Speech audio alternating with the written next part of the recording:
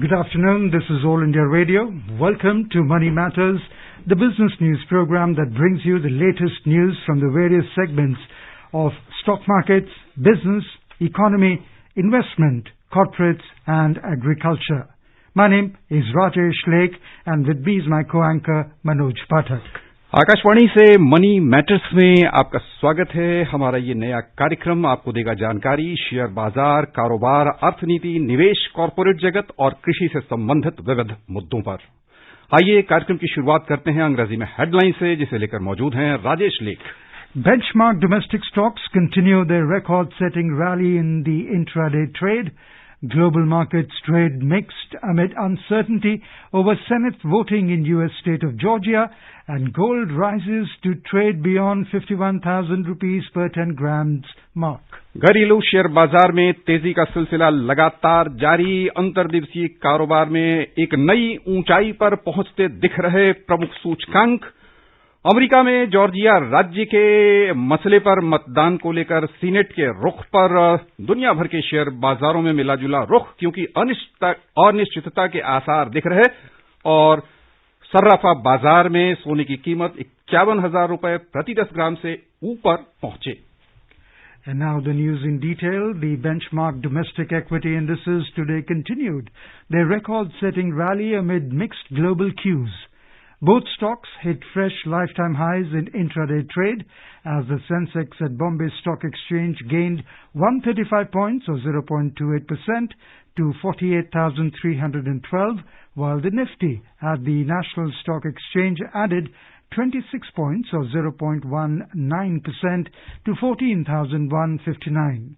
The broader market at BSE also climbed, outperforming the Sensex. The BSE Mid-Cap Index surged 0.82% and the BSE Small Cap Index gained 0.5%.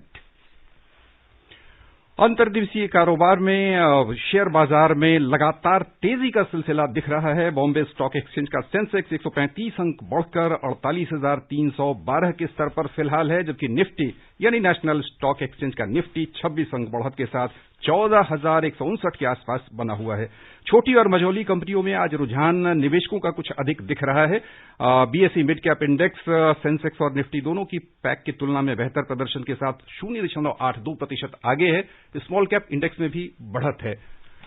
Joining us now to give her views on how the market has performed, we are joined in by our expert Sushma Ramachandran जी हमारे साथ जुड़ चुकी हैं। सुषमा जी, बाजार में यानी कह लें कि जो आज का प्रदर्शन रहा है सेंसेक्स और निफ्टी का, उस पर क्या प्रतिक्रिया देना चाहेंगे? किस तरह का कह लें कि एक और नए ऊंचाई पर पहुंच चुका है सूचकांक? अभी तक के जो अंतरिम आंकड़े हैं उसके अनुसार किन अर्थों में ले रही हैं आज के कारोबार को? देखिए, ये जो सेंसेक्स है अब कई दिनों से ऊपर जा रहा है, bullish trend. In fact bullish trend अगर आप देखें तो मई से ही चल रहा है, और लेकिन नवंबर में ज्यादा तेजी बढ़ गई थी। और ये खास वजह वहां उस वक्त ये थी कि वैक्सीन की जो खबरें थी आ रही थी कि वैक्सीन की जो एफिशिएंसी है उसका मतलब उसकी जो ट्रायल्स हैं खत्म हो गई थी और कई वैक्सीन तैयार थी पूरे विश्व भर में। तो आजकल की जो अभी जो स्पर्ट आया है, ये इमीडिएटली अगर हम सोचें कि क्यों आया है, ये इसी वजह से है कि कोविड वैक्सीन की जो अप्रूवल्स आई हैं हमारे देश में। पहले तो वो एस्ट्राजेनेका की जो वैक्सीन है उसका अप्रूवल हुआ था। अब दूसरा हमारा एक हमारा भारतीय जो कंपनी है भारत बायोटेक, उसका भी अप्रूवल आ गया है कल से। तो ये जो कॉन्फिडेंस आ गया है मार्केट में कि अगर ये वैक्सीनेशन प्रोसेस शुरू हो, अगर इससे लोग मतलब बाहर जाना शुरू करें, तो हमारी जो आर्थिक एक्टिविटी है वो शुरू हो जाएगी। आर्थिक एक्टिविटी जो शुरू हो जाएगी तो फिर ऑब्वियसली हमारी जो आर्थिक स्थिति, इकोनॉमिक ग्रोथ जो है वो तेजी से चल पड़ेगी। तो ये एक बहुत बड़ा कारण है कि ये 2-3 दिनों में जो ये एक्सपर्ट आया है स्टॉक मार्केट में। Sushma, the liquidity flows have been strong and we are increasing forex at a rapid pace. The economy is also coming back and the GST collections are now at a record. This does provide better fiscal legroom to the policy makers. Does the environment provide a golden opportunity to present a budget that could be remembered for a long time? Absolutely.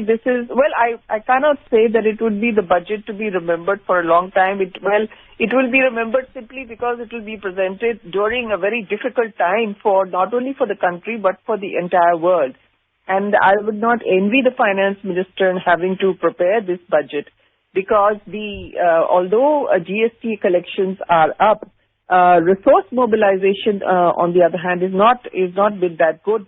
Direct tax collections have not been as high, which is largely because corporates in the first 6 months have not been able to achieve the profitability that they would have had in the normal course. So therefore, there is a problem of resource mobilization.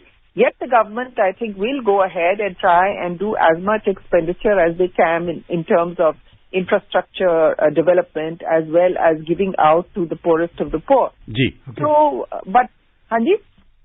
Sushma, we will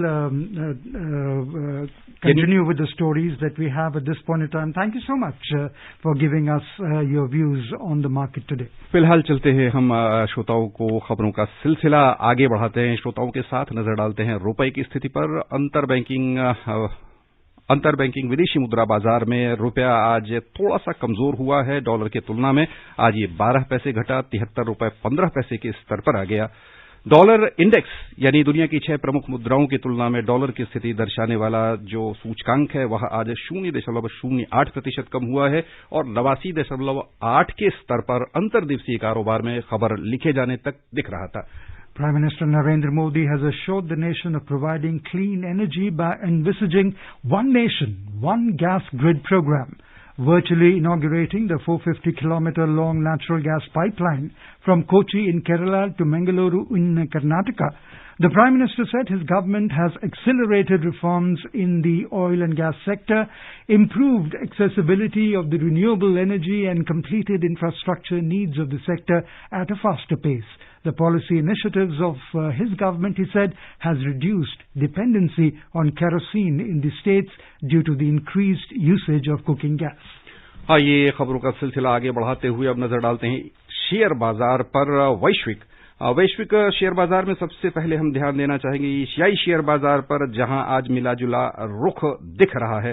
दरअसल America में Georgia state के मसले पर senate का जो रुख रहेगा वह अनिश्चित सा बना हुआ है। वैसे में आने वाले जो राष्ट्रपति हैं जो बिडेन, उनकी आर्थिक नीतियों पर क्या असर पड़ेगा उसे लेकर दुनिया भर के शेयर बाजारों में मिला जुला रुझान दिखा है। एशियाई बाजार में खासतौर से दक्षिण कोरिया पर हम ध्यान दें तो कोस्पी सूचकांक 0.16% बढ़त के साथ बंद हुआ है। चीन के शंघाई कंपोजिट इंडेक्स में 0.7% की वृद्धि हुई है। उधर हांगकांग का हैंगसेंग 0.6% बढ़ के बंद हुआ। And the Dow Jones Industrial Average declined 1.3%, while the S&P 500 and the Nasdaq Composite both plunged 1.5%.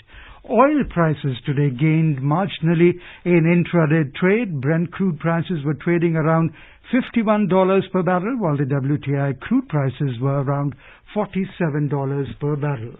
नजर डालें सर्राफा बाजार पर तो सोने और चांदी की चमक लगातार तेज होती दिख रही है। मल्टी कमोडिटी एक्सचेंज में सोने का मूल्य आज 150 रुपए तक बढ़ चुका है कारोबार के दौरान। वहीं इसके दाम 156 रुपए बढ़कर 51,580 रुपए प्रति 10 ग्राम पर पहुंच गए। चांदी भी 479 रुपए उछलकर 70,515 रुपए प्रति किलोग्राम के स्तर पर पहुंच गई। Before we wind up Money Matters, the headlines once again. Benchmark domestic stocks continue their record-setting rally in intraday trade. Global markets trade mixed amid uncertainty over Senate voting in U.S. state of Georgia, and gold prices to trade beyond 51,000 rupees per 10 gram mark. That's all we have in this edition of Money Matters.